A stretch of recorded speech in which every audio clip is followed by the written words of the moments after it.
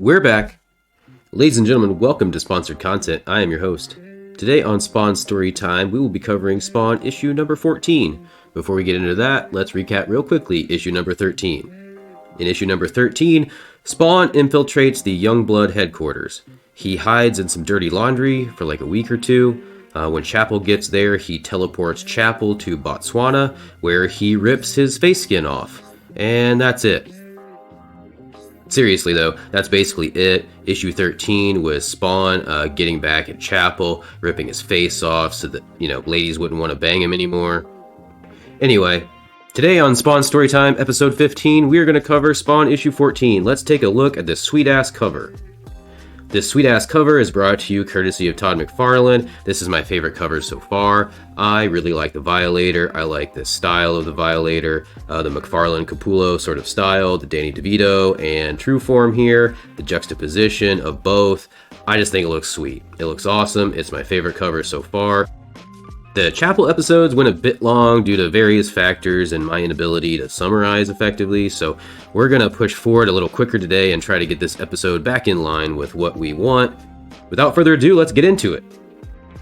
We start off in the alleyway, somewhere safer than Rat City maybe, with the Violator telling these children a story about himself. Basically, he's saying that he wants to tell them a tale about a really awesome hero, and that is him. So these kids are like disinterested, but the Violator says, look, I sat here and listened to you guys talk about your heroes, and now I want you to listen to me talk about myself. The kids named, Clint, Mark, and Spaz, they don't really have time for this. They don't want to listen. Violator rectifies this by essentially throwing money at them so that they will stay around and listen to his story. So they agree to basically hang out as long as they're being paid. Violator continues on with this story, which basically is him recounting a battle that he has with medieval Spawn approximately 800 years ago. And as you'll see, the way that the Violator tells this story is the exact opposite of the way that the story is actually portrayed in the panels. So he's basically making medieval Spawn out to look like a complete fool and a jackass and like an evil villain, and he's making the Violator himself out to look amazing. But none of this will actually be depicted on the pages. Violator starts his tale describing medieval Spawn as an evil wizard with a soul that's just dark as coal, that basically he goes around gutting innocent people and that everyone's terrified of him. We see this awesome shot of medieval Spawn here looking pretty noble and not really at all like Violator is describing him. Violator says that he kept everyone in check, and the boys yell, by money, and Violator says no, of course, by fear. Violator describes medieval Spawn as basically being isolated, and that wherever he goes, everyone runs away from him and they cower in fear. He continues on that the Dark Wizard, let the raping and pillaging of all of the villages around him occur, and he was just apathetic and indifferent. He just really didn't care. We see, however, medieval Spawn is actually defending these villages in the panels, and that he's being rather heroic. Violator, of course, is describing this in the opposite manner. Kids are asking, if this guy was such a big asshole, like, why didn't anybody take care of him? And Violator says, I'm the one that's supposed to go take care of him. I am going to kick medieval Spawn's ass. And the boys are like, you're 800 years old, please. Like, that's a load of BS. So he continues on with his story, and in his story, we now see Violator is in his true form. As Violator describes his new mission of saving the village from medieval Spawn, we can actually see that he's going in and he's feasting on all the villagers. He's ripping hearts, like we know. He's eating these hearts, and Violator's kind of describing, that he's actually their hero, and he's arrived, and he's kind of taking care of everything. Violator continues going from village to village, pretty much murdering everyone and eating up everybody's heart. He describes how he is gathering information from this gentleman, and he's going to give him, proper medical care. We can see that this gentleman is actually impaled on the Violator's lance. So, without describing a bunch of the same thing, we essentially are having the Violator recount a tale of lies.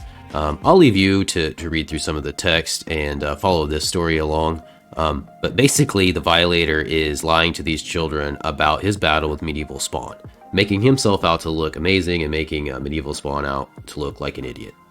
Once a Violator determines where medieval Spawn will be located, he's going to try to basically hone his abilities and kind of beef himself up to go have his ultimate battle with medieval Spawn. He tells the boys that he needed a decoy, and the most disgusting human being that he could actually think of that Medieval Spawn cared about was his, quote, ugly, wicked witch of a mother. And so the boys are like, hey, wait a minute. So you're 800 years old. You used to be like a lean, mean fighting machine, fighting wizards and all kinds of stuff. So, you said you had a boss. So who's this boss of yours? He must be pretty powerful. And the Violator mentions the Bible. And these kids are like, God dang, you're like an angel or something? You're like part of God's army? You're from heaven? And the Violator's like, please look at me. I'm from the other direction. I'm from the South, the deep South, the deep, deep, deep South.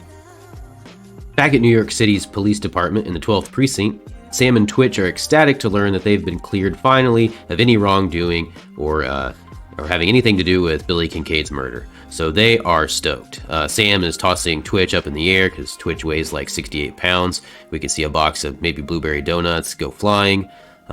So Sam is really happy because he wants to get back out on the street. He wants to get out there. He wants to follow up with Spawn.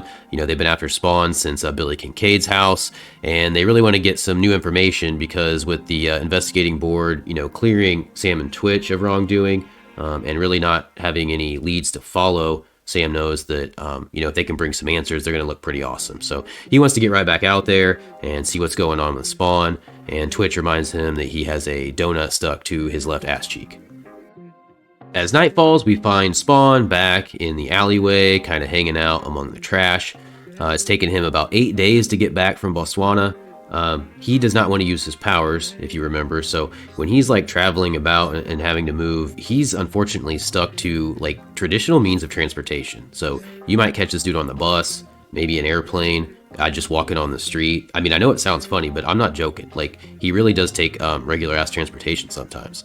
So he's just kind of chilling. He's kind of stewing. He just ripped Chapel's face off, so he's probably kind of got a lot to think about. The text is here just describing how the bums kind of like come out like cockroaches at night and kind of stake their claim and find their good sleeping spots, sort of bribe each other to get, the best place to sleep. And Spawn's just sitting here, thinking, not being able to sleep. And this is just pretty much the norm for him. He's kind of pissed at himself for just kind of being stupid. Spawn is starting to think that maybe his anger is dictating too many of his actions. He thinks that maybe he shouldn't have actually told Chapel that he was alive and like whooped his ass up a little bit, because with everyone thinking that Al Simmons is dead, that was an advantage that he had that he may no longer enjoy. So he thinks if Chapel talks that he's kind of screwed, but Chapel's probably not a snitch. So Spawn thinks that time is still kind of on his side, so he's still trying to figure out what he wants to do, but ultimately he's just really happy that he's sort of disfigured Chapel and that he's really not the only freak that's walking around now. We find Sam and Twitch in their automobile, cruising the streets. They're down in the alleyways. They're looking to talk to some of the bums. They're driving through the alleys with much more caution than the police do. But Sam hops out. He's looking like a hunk of burning love, and they see a group of bums, so they think that they can get some information maybe from them regarding Spawn. Maybe they have a bit of info that he might hang out down here, or that the bums at least have seen him. Sam and Twitch start their preliminary sort of questioning here, and as we have seen before, Spawn's bum homies are covering for him. So they're basically like, I ain't seen nothing, I don't know nothing, no one lives here. Spawn, he's still kind of like mulling about, sort of brooding, sort of thinking. He's kind of like slinking away around the corner, and his big ass cape is still a little out there. So Sam sees this and he's like, yo, Twitch, did you see that?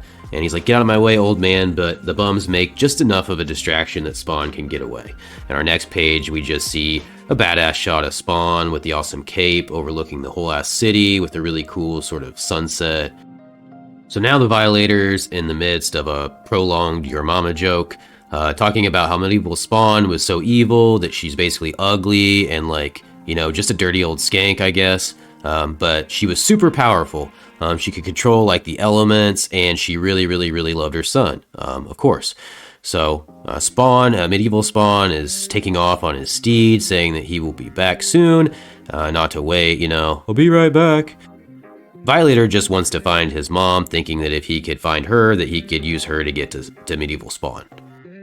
So Violator meets Spawn's mom, the ugly old skank, and he rolls up on her while she's like painting, kind of being in her Bob Ross era. So they start battling, and He just kind of drags her away. He's using her to find the dirty old black wizard, aka Medieval Spawn. Somehow, an unnamed messenger locates Medieval Spawn, and they deliver the message that his mother has been captured by the Violator. Violator's message is basically, let's go fight. So Medieval Spawn shows up, he calls him a pussy. He's like, quit hiding behind my mom's skirt, I'm gonna kick your ass. And then they battle. Medieval Spawn says, face me with honor, you lame ass. And his mom says, please help me. Spawn continues, I know why you're here. Your master is wanting to test my abilities to see if I'm fit for his army. So you go back and you tell him that I'm not scared and I'm not going to be toyed with.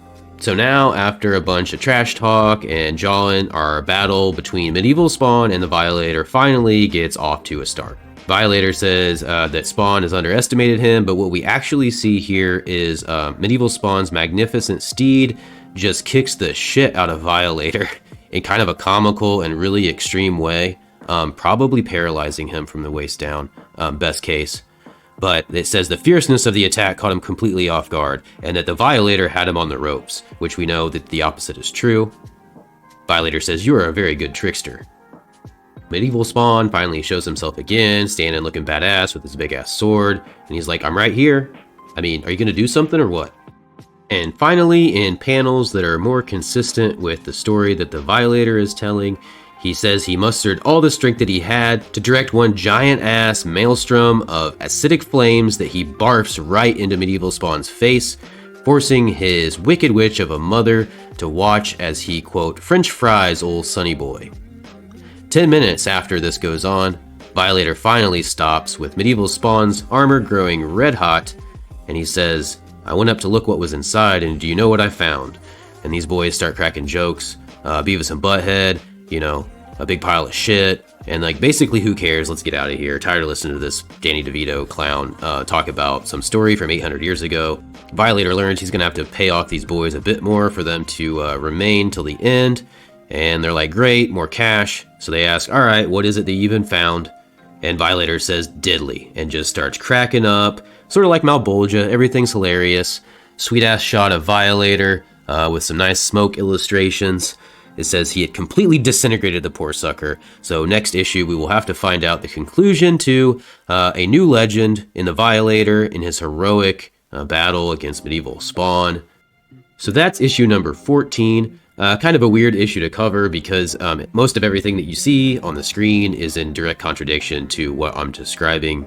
That is the story that the Violator is telling, his tale of lies. So, in our next episode, we will see the continuation of Violator's tale, in which he fights Medieval Spawn. In our next episode, we will see the continuation of Violator's epic battle against Medieval Spawn in all its glory, in all its lies. This has been sponsored content with another episode of Spawn Storytime. Thanks for stopping by. Hope to see you again.